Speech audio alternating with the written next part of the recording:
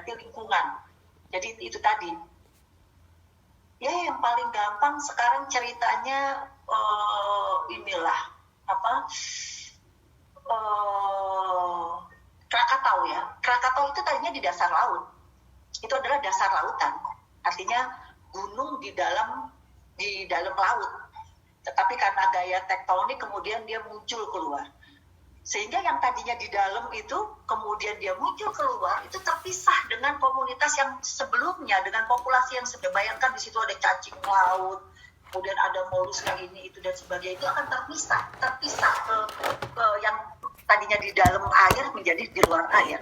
Nah yang di luar air itu yang tersembur ke atas ada dua kemungkinan, dia akan punah karena berada di lingkungan yang atau dia bisa beradaptasi dengan kondisi itu.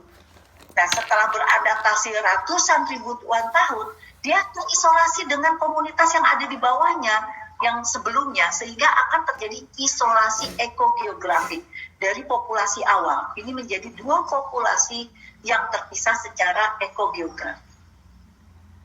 Sehingga nanti kalau kita kumpulin, ayo kita jalan-jalan ke Krakatau, kita ambil sampel-sampelnya, coba kita lihat, kita koleksi misalnya, atau kita inventarisasi jenisnya, kemungkinan setelah 100-200 tahun Krakatau dari letusannya yang dulu tahun 1889 kalau nggak salah ya, Krakatau 1888 meletus itu, kita gabungkan lagi, kita ketemu ada jenis-jenis kerang atau segala macam, mungkin sudah menjadi simpatrik, sudah menjadi dua spesies yang berbeda.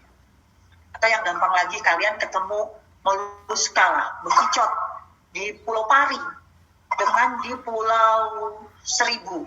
Dulunya mereka satu daratan, itu pulau-pulau di itu kan tadinya satu daratan, tapi kemudian permukaan airnya naik sehingga muncul kepulauan-pulauan kecil, ada Pulau Pari, Untung Jawa, Pulau Seribu, pulau macam-macam itu ya, Pulau Umang apa kecil-kecil itu. Nah itu adalah isolasi ekogeografik. Tadinya mereka daratan yang satu.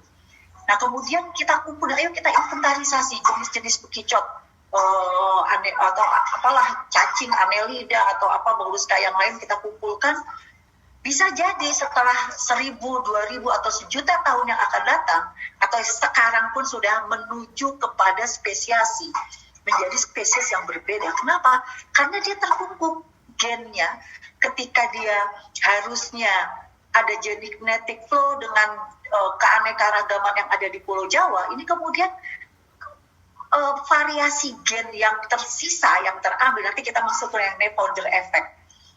Jadi makanya kalau di dalam Islam itu dilarang, ingat ya, ada incest tabu, nggak boleh bapak mengawini anaknya, kakak mengawini, itu tidak boleh. Kenapa? Karena gen itu menjadi terkungkung, yang harusnya kita, kata Hardy Weinberg, itu ada P kuadrat, A besar, A kecil, 2PQ, A besar, A besar, 2PQ, A besar, A kecil, dan seterusnya sama dengan 1, itu namanya populasi manusia. Kalau kebetulan di keluarga saya misalnya, yang ada cuma A kecil, ini untuk A saja, tentunya kan ada yang gen yang lain ya, A, B, C, D, E, F, G, sampai entah berapa bahasa nitrogen tersebut. Nah, yang untuk variasi A saja, alela A, di komunitas keluarga saya cuma ada A kecilnya saja, sehingga A besar nggak ada. Itu kelamaan kalau dipisahkan, maka entah pada keturunan keberapa dari keluarga saya yang saya kawinkan hanya satu keluarga saja, itu akan menjadi berbeda dengan manusia secara umumnya. Makanya Islam belum apa-apa sudah melarang, kita belum tahu apa-apa, Islam sudah melarang. Karena mencegah adanya isolasi reproduksi yang disebabkan salah satunya oleh perkawinan yang direkayasa oleh manusia. Tapi kalau di alam itu yang mencegah itu ekogeografi. Ya. Saya sering mencontohkan, dulu ada film di Trans TV atau di mana ya, saya lupa ya, zaman dulu, dulu belum ada Trans TV ya, SCTV kalau nggak salah, ada The Lost World. Jadi ceritanya ada sekumpulan petualang gitu ya, dia lagi jalan kemana, tiba-tiba dia nyasar gitu ya, ada di suatu hutan belantara, dia ketemu komunitas manusia yang berbeda dengan dirinya. Ya seperti kera, tetapi bukan kera, manusia tetapi bukan. Bisa jadi itu kan fiksi ilmiah, itu mendapat diinspirasikan oleh kondisi ini bahwa ada isolasi ekogeografik, hutan belantara itu memisahkan komunitas manusia itu dengan komunitas lainnya, sehingga menjadi isolasi reproduktif. Dia hanya kawin segitu-gitu aja terus saja sampai sekian generasi selanjutnya, maka menjadi simpatrik ketika kita masuk ke sana, kemudian ketemu yang dengan komunitas yang harusnya sama dengan manusia yang ada di luar sana, tetapi menjadi berbeda. Ini yang namanya isolasi ekogeografik yang kemudian menjadi simpatrik. Isolasi habitat. Kalau pernah dengar ya, kalau burung yang ikut nektarina nih, burung itu kan ada yang terestrial, yang nyari makannya di tanah. Ada yang subaboreal, di tengah-tengah, di bawah tajuk tapi bukan di tanah. Ada yang aboreal, ada yang ababoreal. Ababoreal itu di atas, burung raptor ya, burung julang emas, kemudian burung elang, itu di atas. Ada yang aktif di tajuknya kalau di hutan, ada yang di bawah tajuk, tapi ada yang di tanah. Ini habitat yang berbeda-beda. Taruh saja kita pasar montanus misalnya, burung gereja kita lihat. Ada burung gereja yang aktifnya mencari makannya hanya di tanah saja. Tetapi ada yang di bawah tajuk tapi tidak di tanah. Nah, ini lama-kelamaan bisa menjadi isolasi habitat. Yang di tanah terus, yang di bawah subaboreal atau di aboreal. Sehingga ini ada memisah.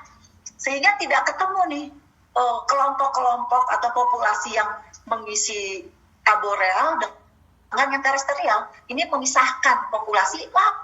Kelamaan bisa jadi inilah yang kita kenal, ada burung pecut, burung-burung macam-macam ya, yang jenis-jenisnya seperti pasar ya, seperti burung gereja, mungkin ada burung gelatik, burung pipit, burung apa yang lebih aktif di subaboreal, sementara yang lainnya yang aboreal. Ini isolasi habitat yang lama-kelamaan menjadi spesiasi.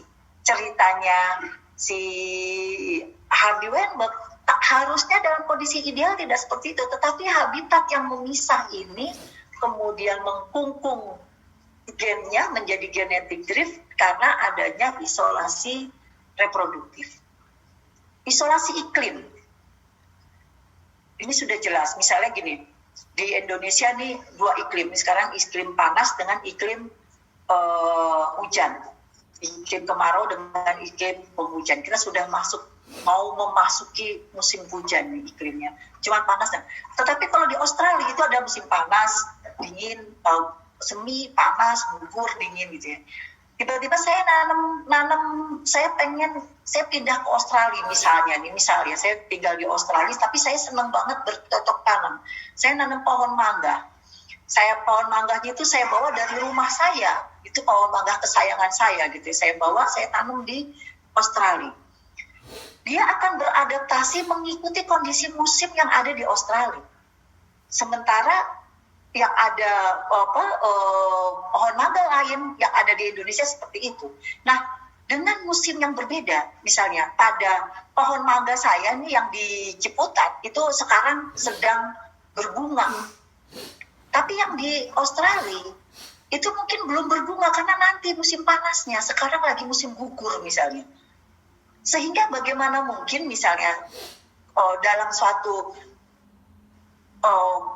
misalnya ada kalian sudah pernah mendengar ya, sudah tahu bagaimana fertilisasi dibantu oleh angin, oleh tumbuhan gitu ya, anemogami, kriptogami dan sebagainya. Tiba-tiba ada burung misalnya yang bawa serbuk sarinya mangga di Ciputat itu bisa terbang sampai Australia, bisa saja ya burung-burung migrasi gitu ya. Sampai di Australia, dia harusnya bisa membuahi bunga mangga yang ada di Australia, tetapi musimnya di sana berbeda. Ini yang disebut dengan isolasi musim atau iklim. Sehingga tidak bisa kawin itu bunga yang ada di Ciputat dengan yang ada di Australia. Ini menyebabkan isolasi reproduktif dengan musim yang berbeda. Pada hewan juga seperti itu. Kalau mamalia itu ada yang namanya hibernasi, tidur panjang. Kalau di kelelawar namanya torpor. Ada hewan-hewan tertentu pada akhir musim panas itu estrus, mamalia musim kawinnya dia gitu. Tetapi kalau dia musim di tempat lain musimnya musim tidur, maka ini nggak dapet nih, nggak bisa kawin. Antara hewan yang harusnya aktif ketika di tempat lain musimnya musim berbeda, ini yang disebut dengan isolasi iklim atau musim. Ya sepertinya 1-2 kalian cari contohnya, tetapi di alam ini banyak sekali. Dan itu pun terjadi, yang tadinya harusnya bisa masih ada genetic flow, ada perkawinan menyebabkan gen itu stabil, kemudian ada isolasi iklim, ini menjadi tidak lagi seperti dulu dan bisa penyimpangan dari kondisi ideal yang disyaratkan oleh Hardy Weinberg yang kemarin. Kemudian isolasi perilaku. Jadi perilaku itu kemarin ya di ekologi kita sudah bahas, perilaku itu muncul karena adaptasi terhadap lingkungannya. Adaptasi terhadap lingkungan biotik ataupun abiotiknya. Itu maka muncul perilaku, ada insting, ada, ingat ya, pasti lupa deh. Ada perilaku learning gitu ya. Ada learning behavior, ada instinct behavior. Nah, perilaku-perilaku ini muncul karena kelingkungan. Tetapi kalau lingkungannya berbeda, contoh misalnya, perilaku kawin pada burung. Ada burung tertentu gitu ya, kalian juga siapa nih yang senang pengamat burung, ini bagus-bagus tuh burungnya. Ada burung tertentu yang kalau mau mencari pasangan betinanya, dia membuat manuver-manuver tertentu, mengeluarkan suara-suara indah gitu, kemudian terbangnya juga bagus, membuat tarian-tarian tertentu sehingga si betina mengikuti. Ini kan perilakunya cocok, betina mengikuti kemudian kawin. Nah tapi kalau ada perilaku betina lain yang tidak seperti itu, maka burung yang seperti itu dicuekin aja, dia nggak kawin-kawin. Maka ini perbedaan perilaku sehingga tidak memungkinkan untuk kawin, dan ini lama-kelamaan menjadi isolasi reproduktif. Ada hewan yang aktif di malam hari, ada yang di siang hari. Kalau burung walet, ada burung seriti. Burung walet dengan seriti itu sama-sama hirundo ya. Nah itu kan perilakunya sama, makanannya sama, relungnya sama. Hanya kalau walet lebih aktif di malam hari, kalau burung seriti aktif di pagi hari. Nah dia tidak, awalnya mungkin tadinya satu populasi, tetapi karena perilakunya berbeda, yang satu aktif di malam hari, yang satu kelompok aktif di siang hari, maka tidak mungkin ada genetic flow, tidak mungkin ada perkawinan karena berbeda jam biologinya, maka itu menjadi isolasi reproduktif dan menjadi genetic drift. Kemudian isolasi mekanis juga begitu. Kata si Mendel gitu ya, hukumnya Mendel, bahwa kalau saya yang besarnya seperti ini, saya tidak terlalu besar, tidak terlalu kecil, maka anak saya bisa lebih besar dari saya atau lebih kecil dari saya. Suami saya juga begitu. Anaknya ada yang bisa lebih besar dari suami saya atau lebih kecil dari, karena ini ada variasi saya. Tetapi kalau anak saya yang kecil-kecil kawin dengan yang kecil-kecil lagi, maka anaknya bisa lebih kecil dari dia atau lebih besar sedikit atau sama dengan induknya. Kemudian yang kecil-kecil bisa punya variasi yang lebih kecil lagi karena seperti itu. Maka di dalam satu populasi itu ada yang besar, ada yang kecil. Tetapi kalau range-nya terlalu jauh, yang besar banget dengan yang kecil banget, ini akan terjadi isolasi mekanis. Ini gampangnya kita contohkan pada kucing. Kucing domestik, kucing hutan, dan kucing macan gitu ya, harimau atau macan lah. Itu kan tadinya satu felis. Sebelum felis domesticus ya, felis gitu ya. Nah kucing itu kan ukurannya tuh beda dari kecil. Kucing yang kecil ini nggak bisa kawin dengan macan dahan, dengan macan tutul, nggak bisa kawin. Kenapa? Karena ada isolasi mekanis. Besarnya beda. Alat-alat reproduksinya terlalu jauh bedanya, sehingga terjadi blok, terjadi yang kecil-kecil kawinnya sama yang kecil-kecil saja. Yang besar-besar kawinnya sama yang besar-besar saja. Maka lama-kelamaan ada populasi kecil, spesies dengan ciri spesiesnya kecil, ada populasi besar. Ini menyebabkan isolasi mekanis. kuda dengan keledai. Dulu equus itu nenek moyangnya kuda, itu katanya sebesar kucing saja. Tapi kemudian dia terjadi variasi-variasi, kemudian ada kuda yang besar, ada kuda yang kecil. Sekarang secara mekanis terisolasi. Keledai sepertinya tidak bisa kawin dengan kuda, kecuali kudanya dengan yang ukuran kecil-kecil misalnya. Inilah isolasi mekanis, sehingga ada genetic drift yang lama-kelamaan mengarah kepada spesiasi.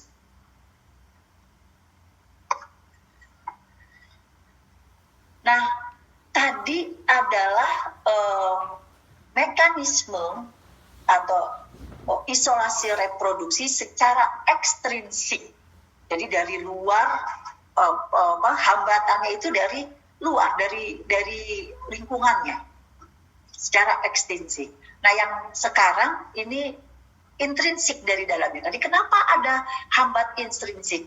Karena secara fisiologi makhluk hidup juga beradaptasi terhadap lingkungannya, yang menyebabkan nanti secara fisiologis, kalau sudah fisiologis itu sudah faal ya, artinya cara bernafas, nanti paru-parunya, nah yang terkait dengan ini adalah reproduksi.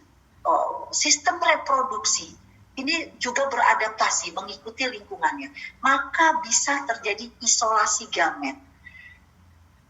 Isolasi gamet yang paling nyata ini disebabkan karena mutasi. Sekarang saya tutup dulu share-nya. Saya mau tanya,